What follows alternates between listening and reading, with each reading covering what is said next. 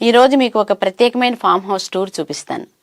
కీసర్ దగ్గర ఉన్న మాయా నిసర్గ్ ఫామ్ టూర్కి వచ్చాం. దీనికి కర్త, కర్మ, క్రియ గాయత్రి. అయితే ఈవిడని ఒప్పించడానికి నాకు చాలా సమయం పట్టింది. ఎందుకంటారా? ఏముంది ఇందులో అనేస్తారు ఆవిడ.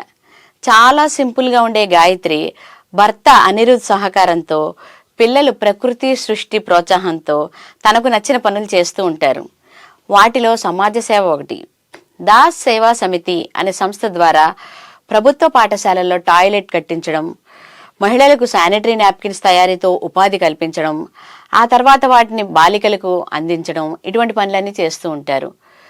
అలాగే చిన్నప్పుడు కర్ణాటక సంగీతం నేర్చుకున్నారు గాయత్రి. తర్వాత హిందుస్థానీ సంగీతం కూడా నేర్చుకున్నారు. ఆ మక్కువతోనే తన ఇంటి దగ్గర ఒక హిందుస్థానీ సంగీత విద్యాలయం నెలకొల్పి ఆసక్తి ఉన్న వారికి ఉచితంగా నేర్చుకునే అవకాశం కల్పిస్తున్నారు. వీటన్నిటికీ మించి తన మనసులో ఉన్న చిన్ననాటి తలుపుల తోట ఈ మాయా నిసర్గ్. అందరికీ ఎంతో కొంత భూమి ఉంటుంది. దాన్ని సరిగ్గా వాడుకుంటే మన అవసరాలకు సరిపడా ఆహారం పండించుకోవచ్చు. ఈ ఆలోచనతో సుమారు 12 ఏళ్లు శ్రమించారు. అందుకు తగిన వారిని నియమించుకున్నారు.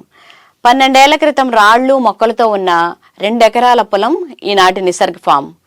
ఒక్కో నీటి బొట్టును ఒడిసిపెట్టి గాయత్రి, ఆమె టీం చేసిన కృషి అమోఘం.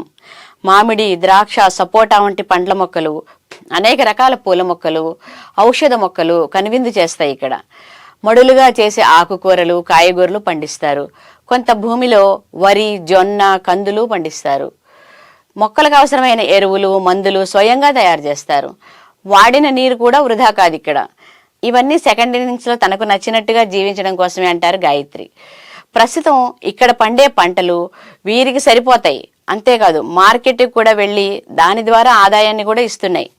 సస్టైనబిలిటీ అనే మాటకు అసలైన అర్థాన్ని ఇచ్చేలా ఉన్న ఆకుపచ్చని ప్రపంచం మాయా నిసర్గ్ చూస్తూ మనం కూడా స్ఫూర్తి పొందుదాం.